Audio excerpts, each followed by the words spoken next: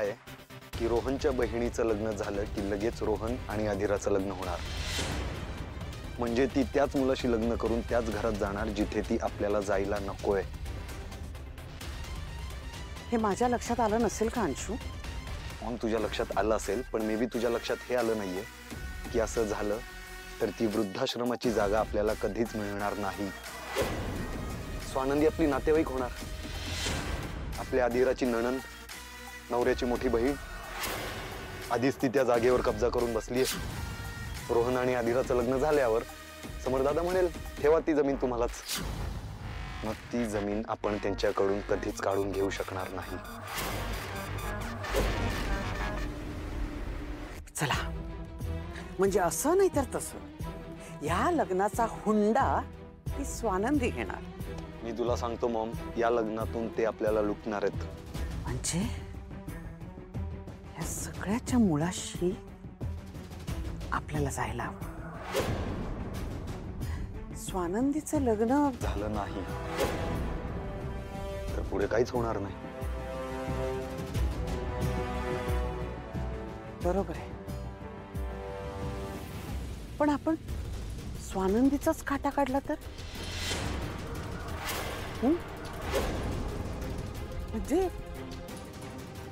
म्हणजे सगळी अडचणच दूर होईल, हो ना?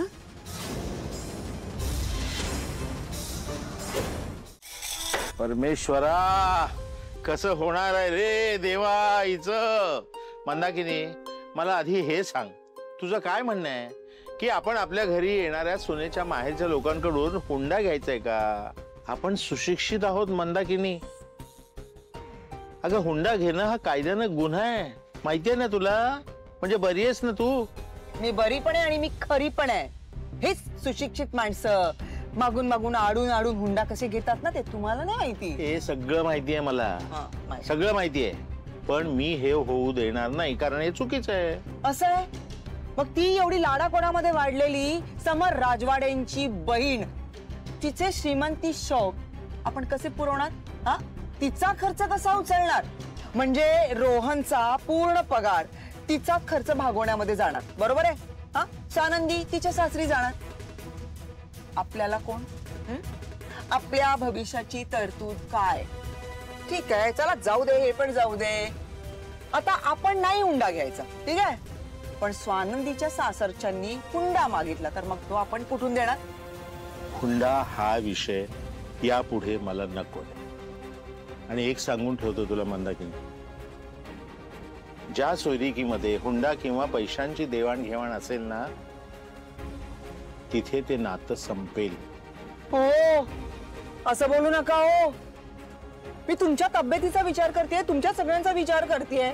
तुमच्या औषधाचा, तुमच्या डॉक्टरचा खर्च काही कमी असतो का?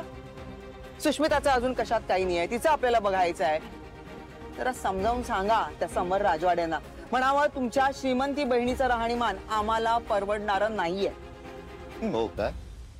अगं, याचाच विचार करून रोहन त्याचं लग्न पुढे पुढे ढकलत होता, तेव्हा तुला एवढी घाई का झाली होती मग? हा, हे बघ मंदाकिनी, त्यांना त्यांचे खर्च कसे करायचे ते त्यांचं त्यांना बघू दे, आपल्या भविष्याचा विचार आपण करूया।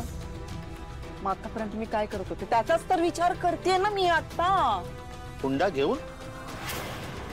हे बघ मंदाकिनी, मी आयुष्यभर दारिद्र्यात राहिलो ना तरी मला चालेल, पण असल्या चुकीच्या प्रथा मी मुळीच पाळणार नाही। अगं, आपल्या घरी सून यायला हवी आहे ती लक्ष्मी म्हणून, तिनं येताना लक्ष्मी आणावी म्हणून नाही। तुम्हालाच त्रास होणार आहे सगळ्यांचा। तू तुझं तोंड बंद ठेवलंस ना तर माझे सगळे त्रास संपतील। हॅलो, तुम्ही इथे?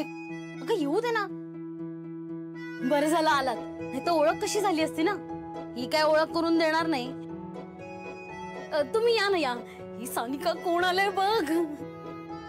या ना, इथे बसा, स्वानंदीच्या समोर बसा। स्नेहल, तू जरा थांब। तुम्ही इथे का आलायत? कारण तुम्ही बाहेर आला नाहीत म्हणून। एक सेल्फी काढू? तू जरा थांब. थांब ना, काढू दे ना फोटो. लगेच काय जेलस होतेस? तुझे तर काय कितीतरी फोटो असणार आहेत आता त्यांच्या बरोबर. तुझं जरा कौतुक करते. बरं का, आमची स्वानंदी फार लकी आहे आणि ऑफिस मध्ये तर तिच्याशिवाय पानं चलत नाही. आमचे सर आहेत ना, सगळ्यांना ओरडतील, पण स्वानंदीला काहीच बोलत नाही. मुलीसारखे लाड करतात तिचे. पण स्वानंदी ना आमच्या सोबत कधी कुठेच येत नाही. हे नाही आवडत आम्हाला. आणि आता तर काय बाबा, बिझीच होणार आहे ती. मग कुठे येते मैत्रिणींसोबत? का असं काही नाही, त्या जाऊ शकतात. त्या ओ किती क्यूट.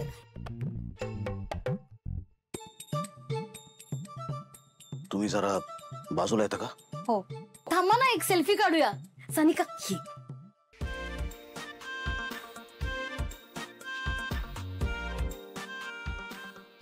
कसला भारी आलाय.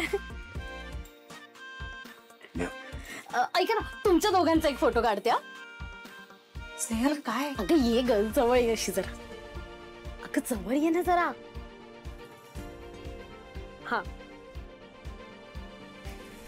हा, छान आलाय फोटो, भारीच.